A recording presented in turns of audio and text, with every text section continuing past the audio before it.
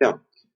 On a été coupé de manière un petit peu brutale, veuillez m'en excuser. Donc on en était donc en 306, bataille de Salamine de Chypre, donc Démétrios, le fils d'Antigone, qui va vaincre la flotte, l'Agide, et donc les Antigonides vont prendre le titre royal, et à la suite les autres diadoques, hein, notamment on a compris Séleucos, Ptolémée et Cassandre en Macédoine. Et je l'avais pas évoqué en 312 d'ailleurs. Ptolémée va défaire euh, le fils donc d'Antigone, Démétrios. Hein. Donc en clair, Ptolémée défend l'Égypte, hein, face aux ambitions des Antigonines, donc bataille de Gaza.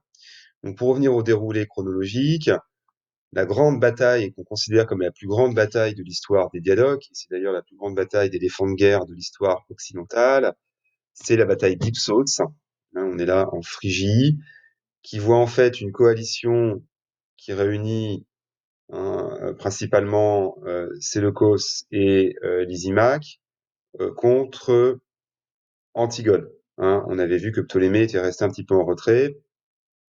Donc Antigone est vaincu et tué à la bataille d'Ipsos. Son fils, Démétrios, parvient à s'échapper. Et donc l'empire d'Antigone est divisé entre les vainqueurs. Donc c'est principalement Lysimaque, on l'a vu, qui va récupérer une partie de l'Anatolie, et surtout Séleucos, hein, qui va récupérer la Syrie. Donc Ipsos, c'est vraiment une bataille décisive. Bon.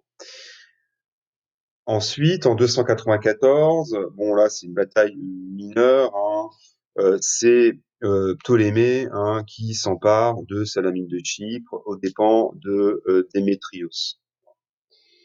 Sachant évidemment la grande ambition des Ptolémées, c'est de contrôler la Méditerranée orientale et de former ce qu'on appelle une thalassocratie.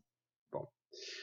Alors, pour revenir à la dernière grande bataille de la période, celle qui marque en fait le temps des diadoques, c'est la bataille de Couropédion, qui va opposer les anciens alliés, à savoir Séleucos et Lysimaque. Ils s'opposent certes pour des possessions territoriales, mais il y a aussi d'inextricables querelles dynastiques, très complexes, parce qu'en fait, Lysimaque fait assassiner son fils et son héritier, hein, sous les conseils mal avisés d'une de ses nouvelles épouses, et il choisit un nouvel héritier. Donc il y a une espèce de guerre de succession très complexe dans le royaume de Lysimaque, qui est mal conseillé.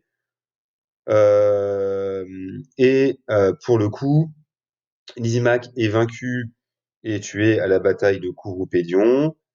Ses possessions, évidemment, sont récupérées par Séleucos, qui, du coup, lorgne vers la Macédoine. Et son grand dessein, on imagine, c'est de retrouver l'empire d'Alexandre.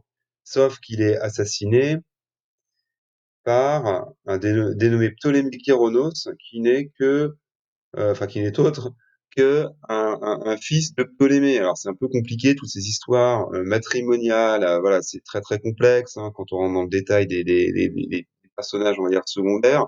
Enfin, en tout cas, voilà, hein, Séleucos est assassiné en 280 au moment où il voulait réaliser l'unité de tout l'empire d'Alexandre. Donc 281 marque, on va dire la 280, dire la mort de Séleucos, c'est la fin des diadoques, hein, le début de l'ère des épigones, avec surtout, donc on l'a vu déjà, Démétrios, dernier mot, et qui voudra récupérer possession de la Grèce et de la Macédoine.